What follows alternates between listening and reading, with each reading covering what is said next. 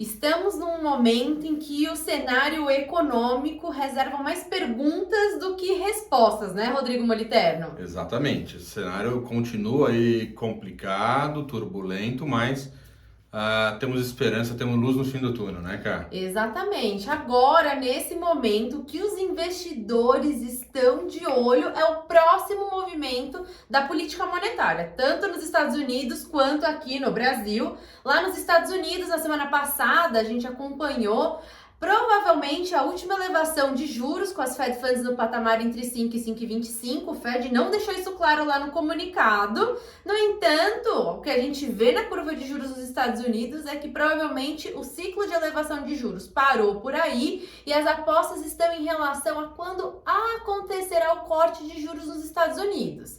E aí que vem a nova interpretação em relação aos dados econômicos. Antigamente a gente olhava para os números dos Estados Unidos, a gente tentava entender se haveria ou não alguma elevação adicional de juros. Agora, os dados, como por exemplo foi o dado recente do mercado de trabalho mais forte, não está sugerindo nova elevação de juros. O que o mercado está tentando sentir é se os Estados Unidos vai entrar ou não em uma recessão econômica, né? A gente quer tentar entender como que tá o ritmo da economia nos Estados Unidos, para então também tentar entender quando pode acontecer o futuro corte de juros por lá. Ou seja, o ambiente ainda reserva bastante incerteza, porque o mercado ora acredita que vai acontecer uma recessão econômica nos Estados Unidos mais forte, ora acredita num pouso suave, como é a leitura recente por conta dos dados do mercado de trabalho mais fortes. A gente não tem qualquer certeza nesse momento, por isso que a gente sugere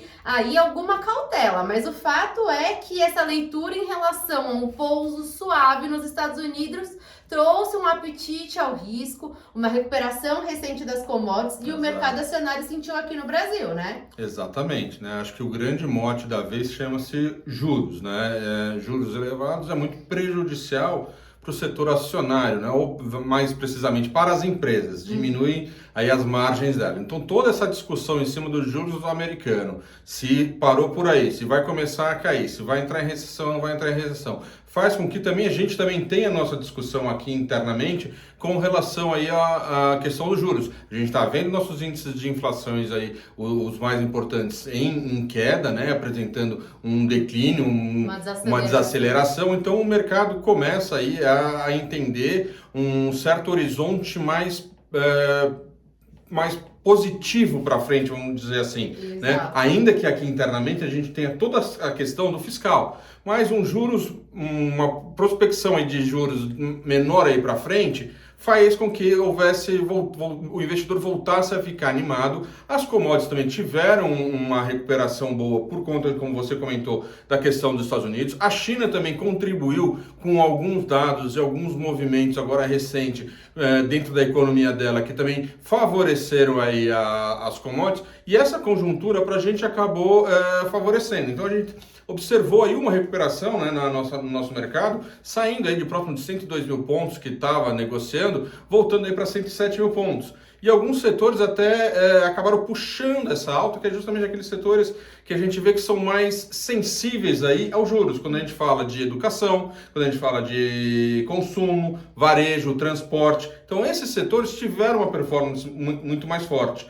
Agora, recentemente, as commodities vieram junto também. Então, o mercado está, assim, de olho nos próximos movimentos dos bancos centrais, seja lá fora do Fed, para entender a conjuntura internacional. Exato. Vão ter uma recessão, vão ter um pouso suave. E aqui dentro também, quais vão ser os próximos movimentos aí da nossa, vamos dizer assim, política monetária, se a gente começa um ciclo de corte de juros. Obviamente, né, que acho que vale comentar, sem descuidar do fiscal, de toda essa discussão que foi para o Congresso em relação ao arcabouço fiscal e a reforma tributária, que isso também tem impacto bastante no nosso mercado. A pergunta da vez aqui no Brasil é quando acontecerá o corte de juros? Porque na curva de juros a precificação é de corte no segundo semestre e pelo boletim Focus também a precificação é de corte de juros na mediana da expectativa dos economistas no segundo semestre, com a Selic encerrando no patamar de 12,50. A curva de juros ora precifica ali um juros ao final de 2023 ao redor de 11,50, ora volta porque é o consenso do Focus.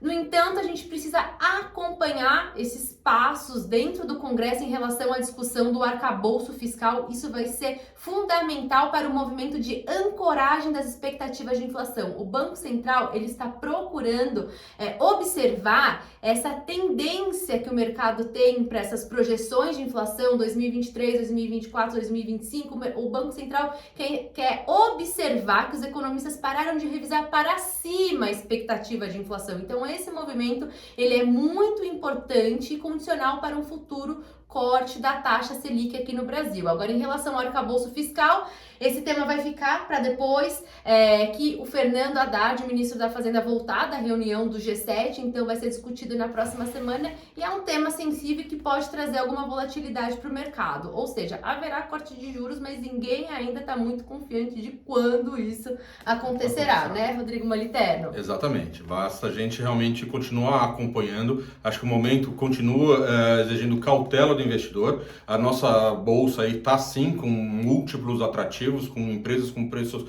muito baratos, com perspectivas boas, porém sempre a cautela neste momento é válida, principalmente por esse nosso cenário macroeconômico aí que está desenhado aí pela frente. Acompanhe com a vez os acontecimentos do cenário macro. Bom mês! Bom mês!